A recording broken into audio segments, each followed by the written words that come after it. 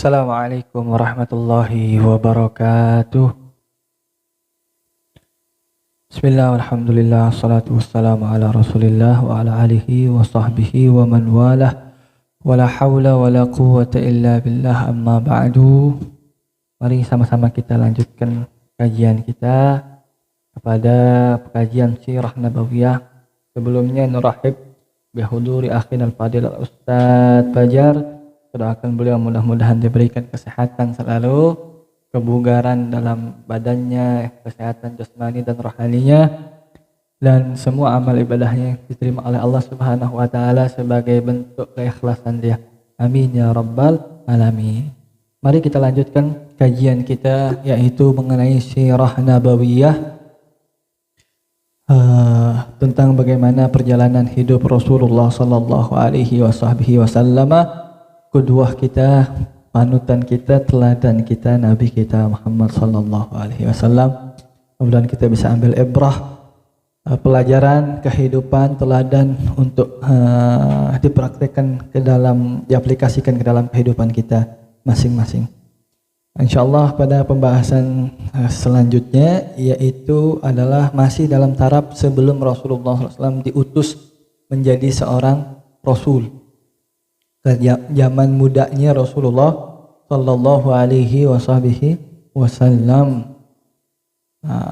Tentang apa? Tentang perniagaan Rasulullah sallallahu alaihi wasallam ke negeri Syam yang kedua, yaitu membawa dagangannya Ummuna Sayyidah Khadijah.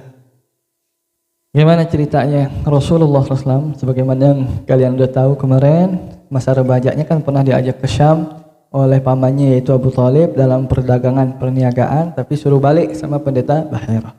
Kemudian ada kali selanjutnya, yaitu beliau juga berdagang ke negeri Syam membawa dagangannya Sayyidah Khadijah.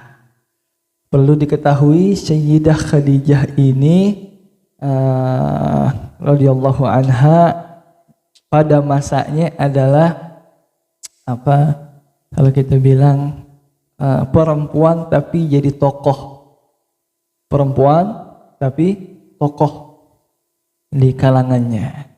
Beliau orang kaya, tokoh berpengaruh, dan juga diperebutkan orang banyak. Nah, hitungannya ketika itu beliau sudah menjanda sebelum menikah dengan Rasulullah Shallallahu Alaihi Wasallam. Menjanda, kalau tidak salah saya pernah 2 kali beliau menikah sebelum kepada Rasulullah SAW. Maka dapat Islam jandanya. Ketika Sayyidah Aisyah radhiyallahu anha sedikit ada kecemburuan, lalu bilang kepada Sayyidah Fatimah bahwasanya Rasulullah SAW itu dikaruniai kegadisan saya, kata Sayyidah Aisyah. Rasulullah SAW dapat saya itu gadis, jadi beliau dikaruniai saya gadis.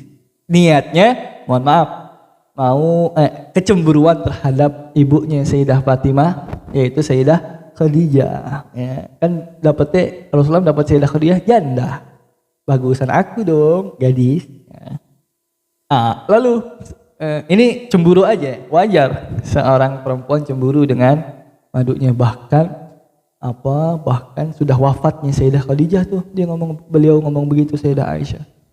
Sayyidah Fatimah juga sama, cemburu juga nih, apaan maksudnya ya. Akhirnya ngomonglah ke Rasulullah Sallallahu Alaihi Wasallam mengadukannya. Lalu sampai ke Rasulullah jawab apa?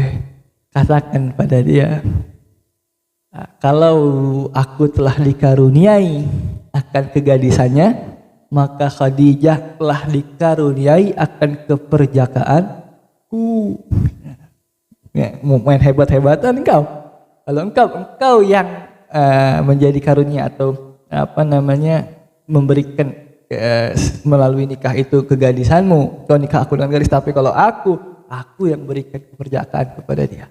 Bahasanya kita begitu ibaratnya. Belum pernah nikah sama siapa Rasulullah, baru nikah sama Sayyidah Khadijah yang ketika itu janda. Ya.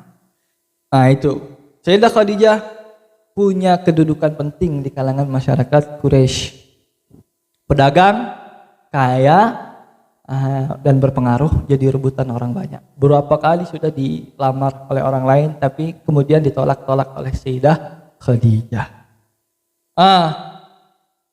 Karena punya perusahaan dagang, ibaratnya kalau ketika sekarang perusahaan dagang Sayyidah Khadijah, PDSK ya, perusahaan dagang Sayyidah Khadijah, PUC. Beliau mencari siapa kiranya orang yang tepat untuk membawa dagangannya ini, orang yang tepat untuk bisa menjadi pionirnya dalam memperniagakan barang-barangnya yang banyak itu. Lalu dapatlah kabar tentang Rasulullah SAW yang sampai kepada beliau mengenai akhlaknya. Begitu dipercayainya Rasulullah SAW oleh masyarakat Quraisy. Al-Amin kan, lakopnya Rasulullah Al-Amin yang dipercaya. Akhirnya didaulatlah Rasulullah SAW oleh Sayyidah Khadijah melalui pelayannya untuk bisa bekerja dengan Sayyidah Khadijah membawa dagangannya.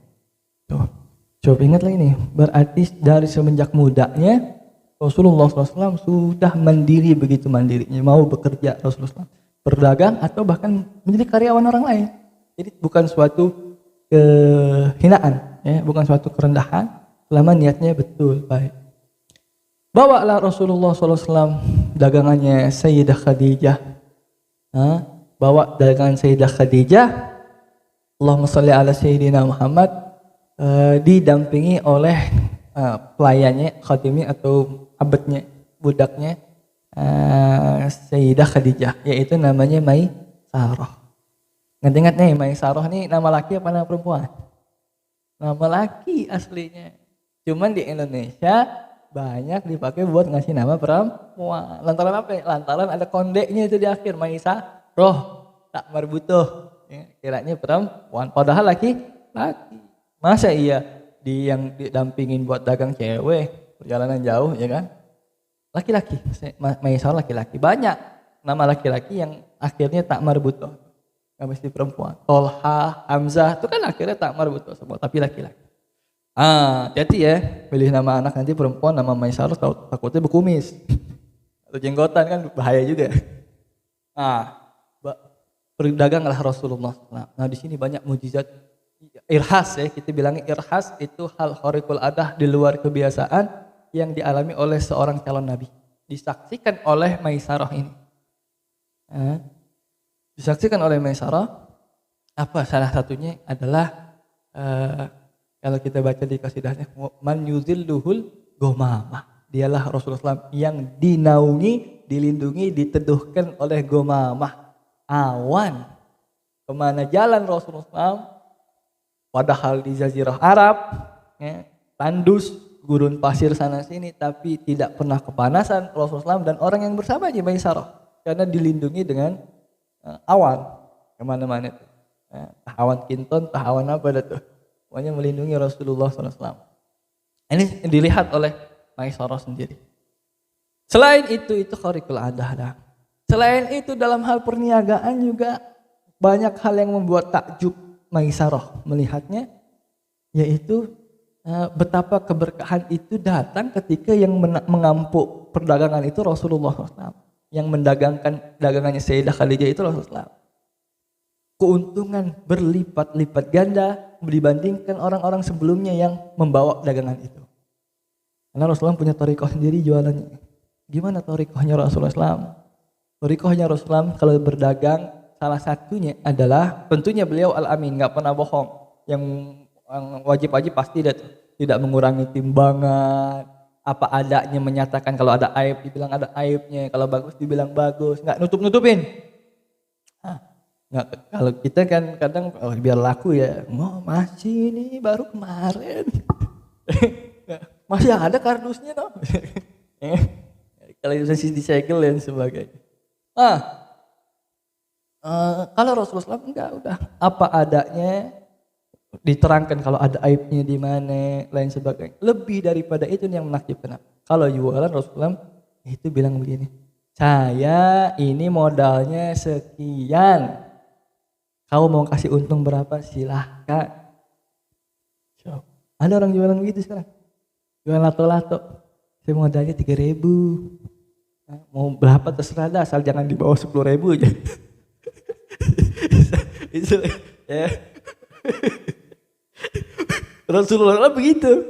Ya, saya modalnya sekian dan kalau sekarang kan enggak. Bang, 7.000 ya bang. Wah, modal aja kagak dapet bu. Padahal modalnya 6.500. Cuma gara-gara GoPay aja berasa dikit, modalnya aja gak dapet bu. Enggak, Rasulullah enggak. Belum ditanyain, enggak pakai ditawar. Beliau Rasulullah bilang, ini saya beli harganya 5.000. Terserah ibu mengasih untung berapa, terserah bapak mengasih untung berapa.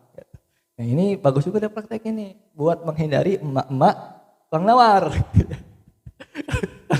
Kalau udah begitu dia nggak bisa nawar lagi kan. Bener-bener bu, ini sekian harganya. Saya ngikutin Rasulullah aja dah. Ibu nggak percaya. Ini tuh. Oh ya salam. Mondok di mana kamu mengikut Rasulullah? Ya sudah, ini saya beli sekian. Ini hadiah buat kamu. Itu yang bikin Rasulullah untung banyak. Kenapa? Karena orang demen belinya sama Rasulullah. Percaya, amanah. Itu yang paling penting kita berniaga ataupun bekerja. Yang paling penting adalah kita amanah sesuai dengan kejujuran kita. Kalau bekerja ya jujur kita, apa adanya kita kalau berdagang kita jujur, apa adanya kita ucapkan. Kalau bekerja jujur. Masuk misalkan tepat waktu lain sebagainya. Ada uzur, betul uzurnya tidak di pura-pura lain sebagainya. Itulah yang menyebabkan orang demen Rasulullah. Maka daripada beli yang lain, orang ya udah, yang ini aja, saya lebih percaya udah. Dan pastinya paling enggak mungkin kan, dibilang begitu modal sekian, ngasih untung terserah saya. Kalau orang naker-naker juga, aduh berapa ngasih untungnya? Kasih dikit kagak enak. Ya. Orangnya baik banget, tambah. Ini kan, coba kalau kita udah nutup-nutupin padahal ngambil untung dikit, orang nawar habis-habisan karena lihat gelagat kita. Ini kayaknya enggak nih, orang kan pengennya untung lebih banyak modal sedikit, beli modal dikit tapi untung lebih banyak. Lihat gelagat kita, ini kayaknya bisa ditawar. Maka itu cara Rasulullah berdagang, amanah, jujur apa adanya, sampai hal seperti itu. Nah, mungkin bisa kita praktekkan. Orang juga kalau kita jual gitu nggak mau ngasih untung buat kita kan, ya itu. Maka pulanglah Rasulullah SAW dengan banyak keuntungan, keberkahan. Allahumma sholli ala sayyidina Muhammad. Ketika pulang, selain nampak banyak dia punya keuntungan, kabar keberkahan, irhas tadi semuanya disampaikan kepada Sayyidah Khadijah oleh Maisarah. Lihat begini ya, betapa adilnya, betapa amanahnya, akhlaknya bagus, bertutur katanya bagus, pelayanan kepada orang. Ada orang kadang kalau jualan ada yang angkuh banget, ada yang jilat banget, ada yang angkuh banget. Lu mau beli nggak? Udah sono. Kadang kan yang begitu. Saya beli di sana segini bang. Ya udah lu beli sono aja, nggak butuh. La ilaha illallah Muhammad Rasulullah. Ada yang lagi enggak lagi. Oh pak, iya silakan pak duduk pak. Oh masya Allah bapak ini dijilat habis-habisan supaya beli. Ada yang begitu. Maka Rasul tidak.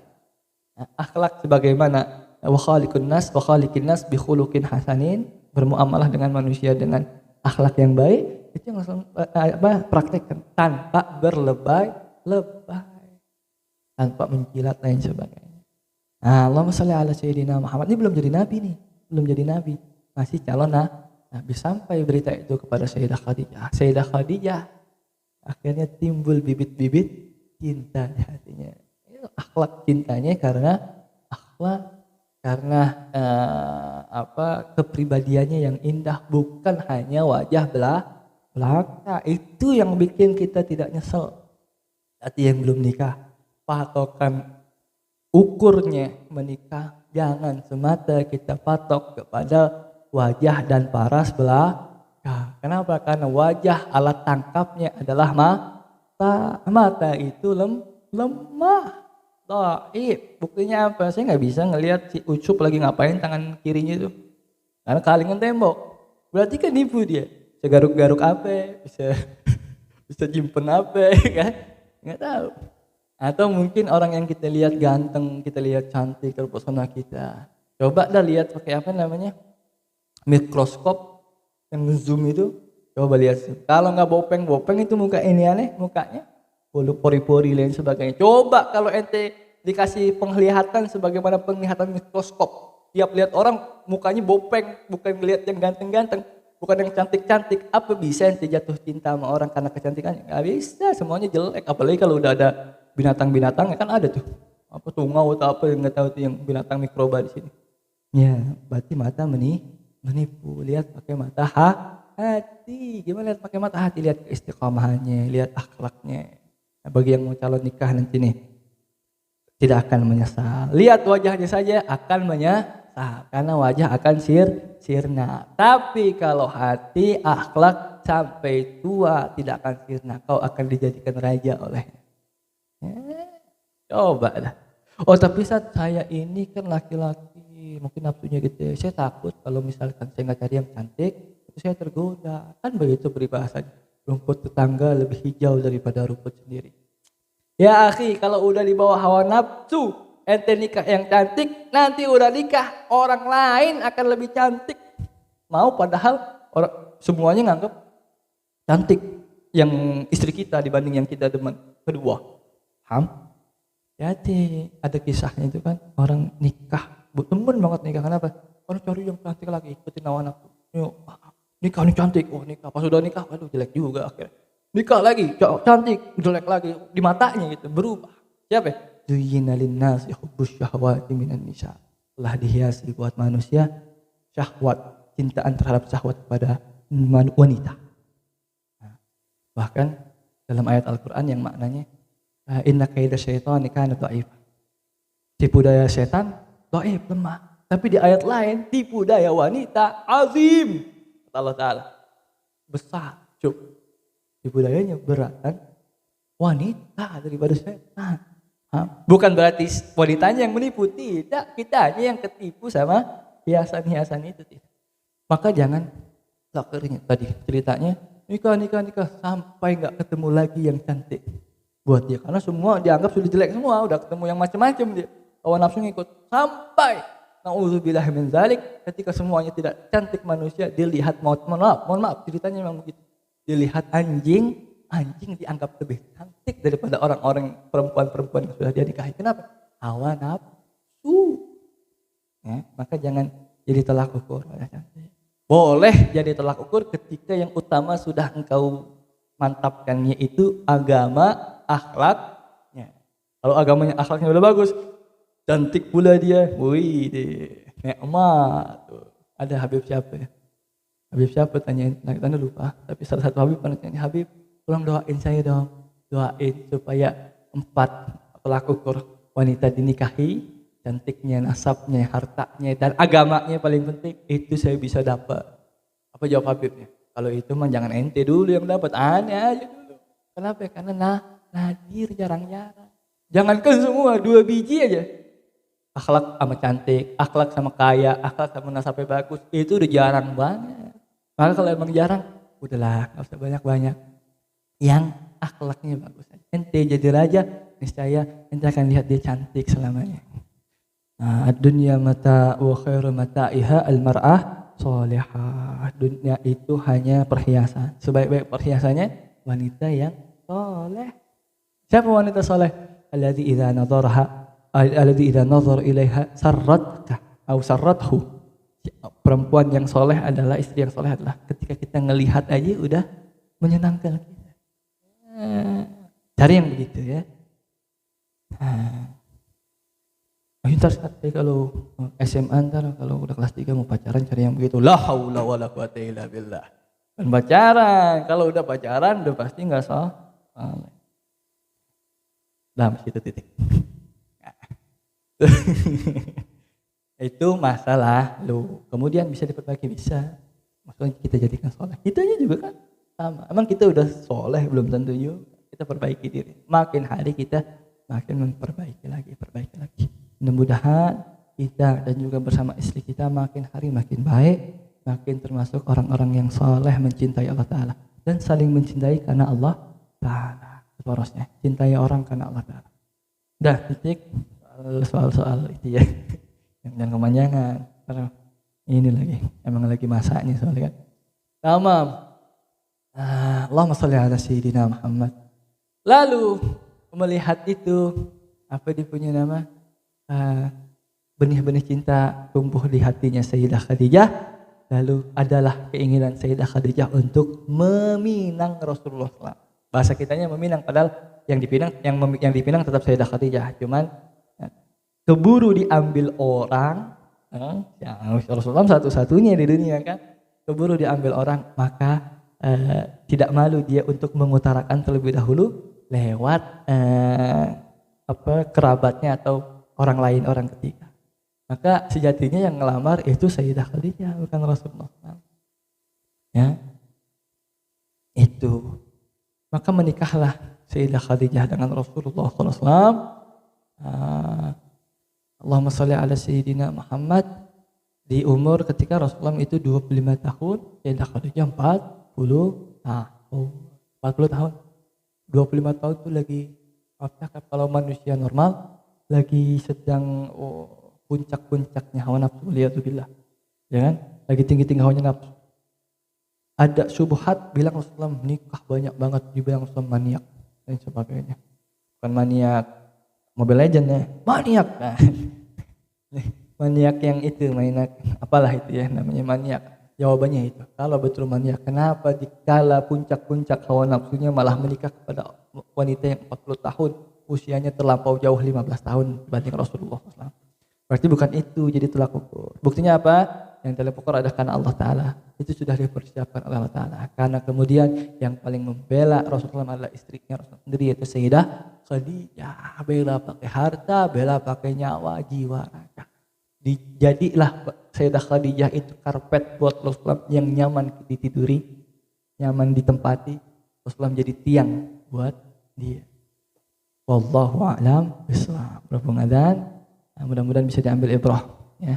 Satu ibrahnya yang pertama adalah berdagang dengan amanah, bekerja dengan amanah, calon-calon pekerja, calon-calon wirausahawan semuanya carilah harta yang halal dengan cara yang betul, bahkan cara yang mengikuti Rasulullah SAW. Yang kedua, carilah istri yang solehah, akhlaknya bagus. Gimana cari istri solehah? Perbaiki dulu diri kita. Istri solehah juga kalau kita ketemu pengennya suami yang solehah. Jangan mau enaknya sendiri. Perbaiki diri kita dulu. Satu persatu, perlahan mudah-mudahan Allah Allah datangkan buat kita pendamping yang juga mengimbangi kita bersama-sama menuju kepada surganya Allah Ta'ala. Barangkali demikian kajian Sirah Nabawiyah kali ini, mudah-mudahan bisa kita jadikan teladan apa yang dilakukan oleh Rasulullah semasa hidupnya ini. Yang buruk-buruk yang tidak sesuai dengan Rasulullah Allah hilangkan dari kita, Allah ganti dengan yang baik-baik yang Rasulullah dan Allah Ta'ala sendiri ridhoi. Amin ya rabbal alamin. Ala hadza nakhtatim kalami billahi taufiq wal hidayah. Assalamualaikum warahmatullahi wabarakatuh.